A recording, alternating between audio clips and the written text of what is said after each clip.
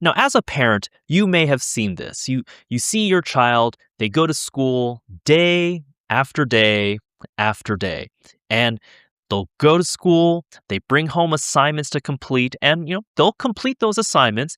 And then as the days go on, the months go on, they go from grade to the next grade to the next grade. And yet, despite all this time being in school and completing all these assignments that you've seen them bring home, it seems that they still seem to struggle with reading, writing, and math. And you're probably thinking, how can they have spent this much time in school and yet they're still just struggling? Well, it's because schooling and education, while they are connected in some ways, they're not necessarily the same thing. And this is not anti school in any way. That's not my argument here. In fact, schools have an important purpose. They give structure to many families and kids. They develop a community around it where the families and kids all come together. Kids make friends, they learn important responsibilities and routines, and they do get exposure to a lot of different academic skills and topics. So, school has an important role, but just because it has those responsibilities, it does not mean that it will develop mastery of academic skills or fluency in those skills as well. They're not quite the same thing.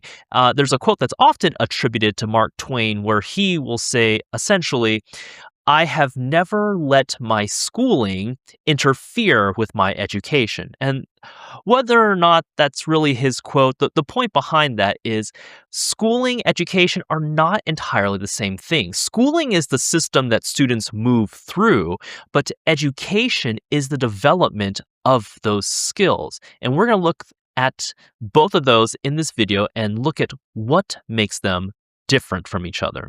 But thanks for watching and thanks for listening. And if you need help with any academic structured tutoring or academic structured curriculum, and you're a parent thinking, I've seen my kids struggle with these and I just don't know how to help them, or that one thing that will basically complete that skill for them and address that gap, come check us out, the Lil Will Learning Company. We have academic curriculum that addresses those gaps and those foundational skills. And you can check us out at lilwillco.com. But without further ado, let's look at it. What is the difference between schooling versus education? So the first important thing to consider is the time in school does not automatically mean that that skill has been developed. So if you're a parent and you're going, I see that my child has been taught something, they've even brought some things home from school, but they just really can't do that skill reliably, whether it be reading, writing, or math. So the reason why is because just because they've had exposure to something does not mean they've actually mastered that skill. So that's where you get these examples of students who have spent years in school, years working on math, but it just seems like their math fluency is fairly weak. Years doing reading assignments, and yet they struggle to really fluently read anything, and they can't comprehend what they're reading.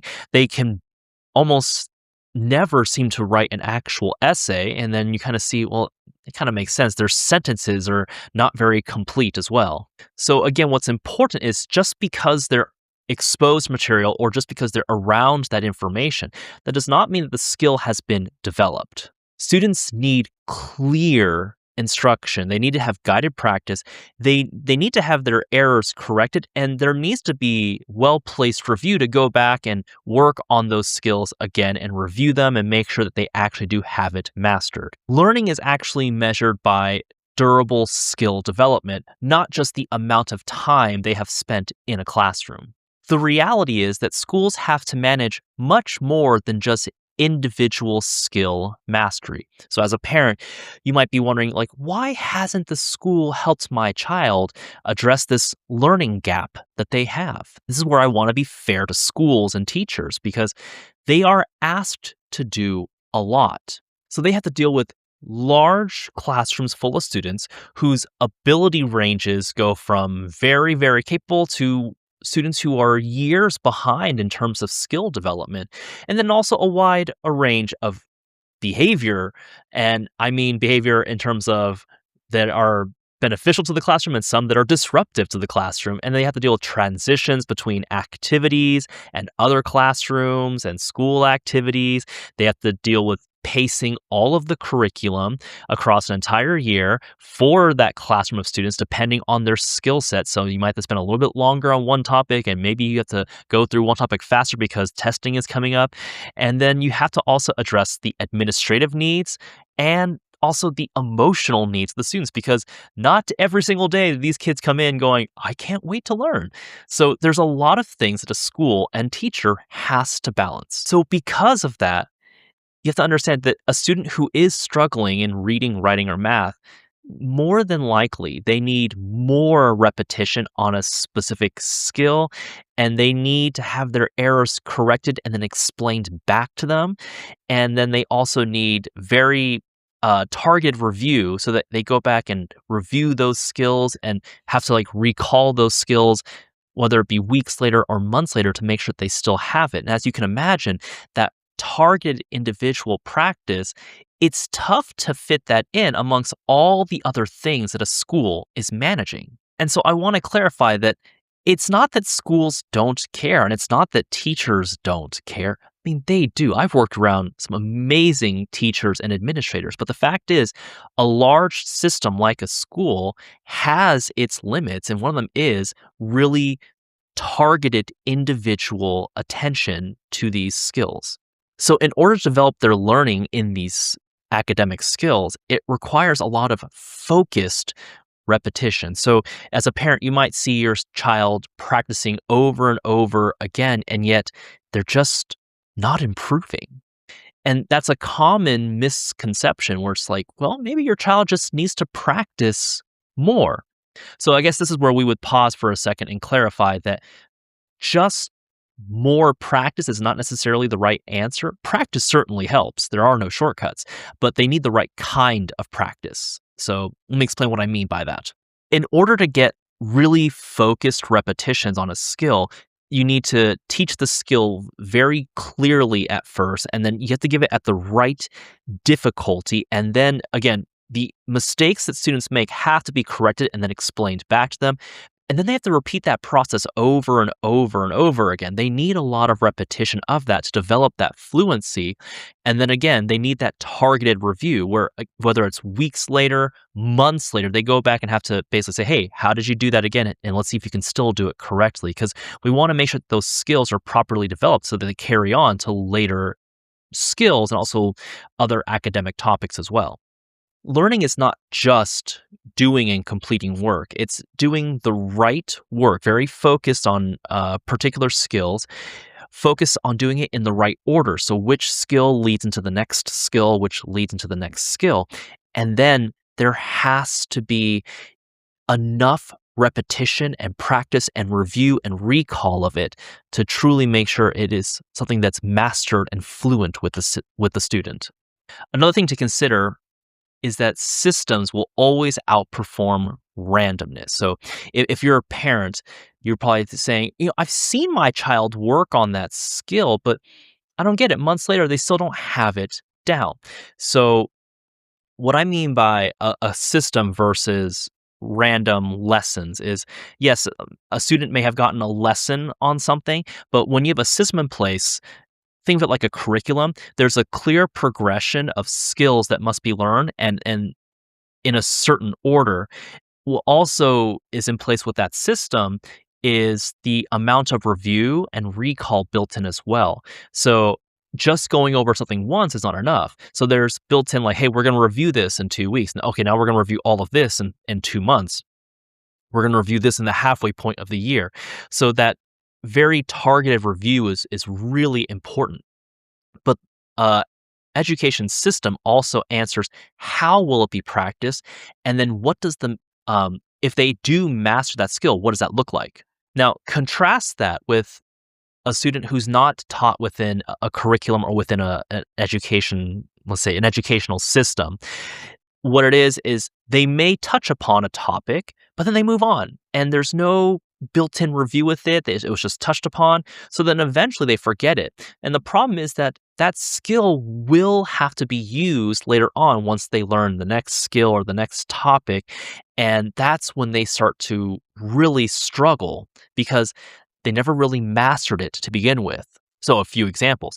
Maybe the student did learn multiplication at one point or they were taught multiplication, but if there wasn't a clear system of how much are they going to practice it, when are they going to be reviewing it over and over, and how do we measure whether they've mastered it?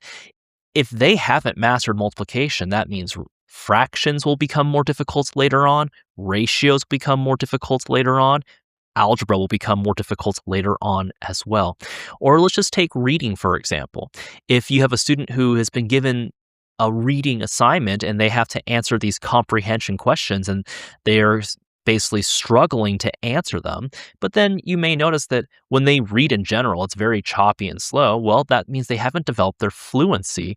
And so now you need to focus on developing their fluency, which will eventually help with their comprehension. Or let's take a student who is struggling to write essays later on in school. And as you read over their essays, it's messy and it's all over the place. You might notice that specifically they struggle with writing sentences and the structure of sentences and complete thoughts and grammar and all of that. And so focused intervention would be focused towards them improving writing sentences. All of those skills might have been touched upon at one point, but if they move on too soon, it's never really mastered. Education systems focus on the skills being taught and in what order they're taught, and how will we measure this and how often will we review it, and here's where we say, yeah, this student has mastered it, and now we move on. Strong systems prevent a lot of learning from just becoming random. I touched upon this earlier, but targeted instruction helps with increasing learning efficiency. So, as a parent, you might say something along the lines of, it just seems like my child struggles with math, or my child struggles with reading, or, insert whatever general subject in education. They struggle with this entire subject. But the truth is, there's no student who struggles with an entire subject. There's usually some specific component of it or skill within it that they just haven't mastered, and that's what's resulting in them struggling in that topic. And the nice thing about targeted instruction is you can get much faster feedback as a student, and then from there you can, I guess, as a teacher or a tutor, you can increase the amount or the intensity of the practice of that skill. So if it's something they're struggling in a lot, they do need a lot of repetition in that now, as opposed to if it was a classroom lesson where it's practiced 2 to 3 times, then we kind of move on. With targeted instruction, you can increase the amount of repetition for that skill to help that student develop the fluency and mastery of it. And then on top of that, if they are still struggling, you can also increase the amount of review as well. So targeted instruction is very beneficial. Now, and I want to be clear, that's not to say that homeschooling specifically and tutoring specifically is automatically better, because again, even homeschooling and tutoring can be random.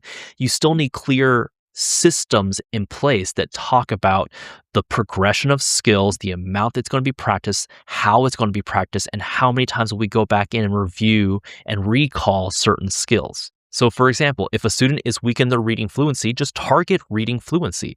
If a student is truly struggling with, let's say, long division in math, which by the way will affect them later when it comes to fractions and ratios and percentages, well then focus only on long division. And if a student can't write essays that are clear and have a logical progression of ideas, and you go, well, their paragraphs are really the part that's struggling here, focus only on writing paragraphs then.